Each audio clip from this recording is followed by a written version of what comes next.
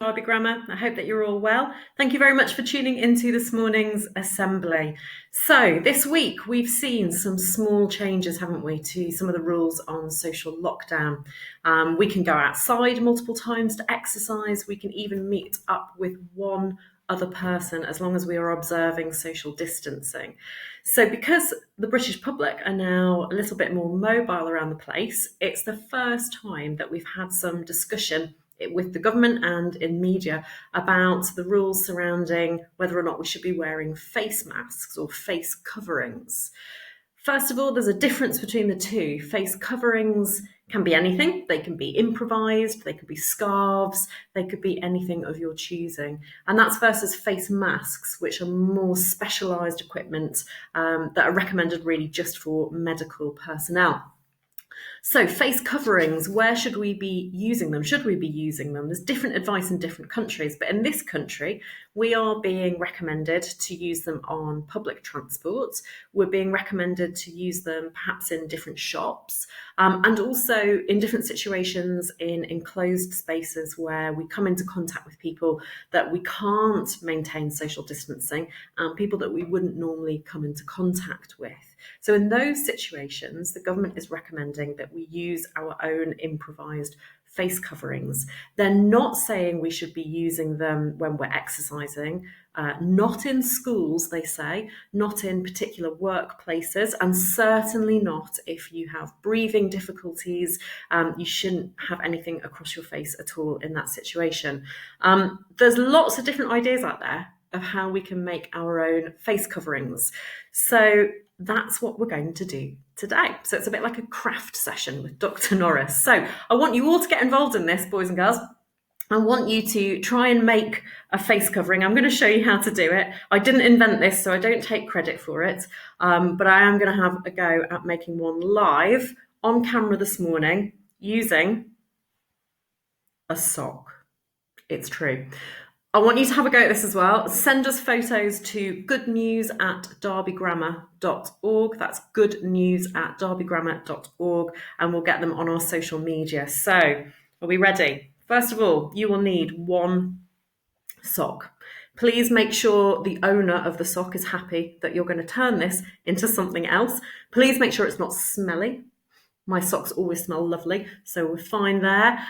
You will also need a pair of scissors. Now, if you're young, if you're in primary school particularly, maybe make sure that an adult is happy that you're using scissors and can supervise you. Okay, so here we go. Right, here is my sock. What I'm going to do, first of all, is I'm going to take, this is the foot end here, and I'm going to fold the foot end down to the heel, okay? And then I'm going to cut along the top of the sock, like so. There we go. And we'll get rid of the foot end. And that leaves me with this sock here, okay? Then what I'm going to do is I'm going to fold it in half again. But I'm going to make sure, not quite in half actually, I'm going to make sure the heel is in the middle. And what I want is the two sides to be equal in length, okay? So once they're equal in length, take my scissors again, and I'm going to chop. Okay, now that should leave me with something that looks a bit like that. Okay, then put the heel to one side, and what you need to do is cut along the length here. Okay, so we're going to cut along the length here. Here we are. Okay, up to the top. Right, we're going to open that up now. Ta-da! And you should have a very strange square with this bit here in the middle. That's the heel bit. Okay, so we're now going to fold it down this way and turn it upside down so the heel is at the bottom. Okay, follow me so far? Then what we're going to do is cut, this is to go around the ears, this is the ear loopholes, okay? So we're going to cut a little incision, not all the way to the top, we're not cutting off the side, we're just cutting small incision here and a small incision here. And then, once you've done that, let's just do that together. So we're going to cut a little way in there to create sort of like an arm. Same on that side as well. A little arm. Okay. So once you've done that, can you see the shape? Okay, looks like a little jumper. We're going to then cut around these edges. We're going to shape it. This is the shaping bit to go around your face. Okay, so we're going to cut those shaping bits. So I've spent a bit of time on this, trying it on, cutting and shaping and so far. So on. So here's one I made earlier. Okay, here we go. That's the shape of my face. I'm happy with that shape now. So you can see the little arms, and I've rounded it off at the top. So I'm now going to demonstrate putting it on, and you won't be able to hear me very well after that. So before I put it on, I'm going to remind you all, have a go at this.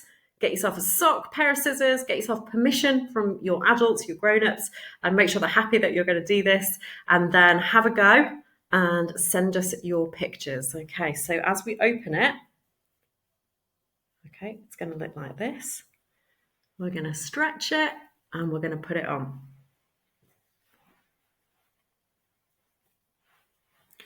The heel bit goes over your chin, and ta-da!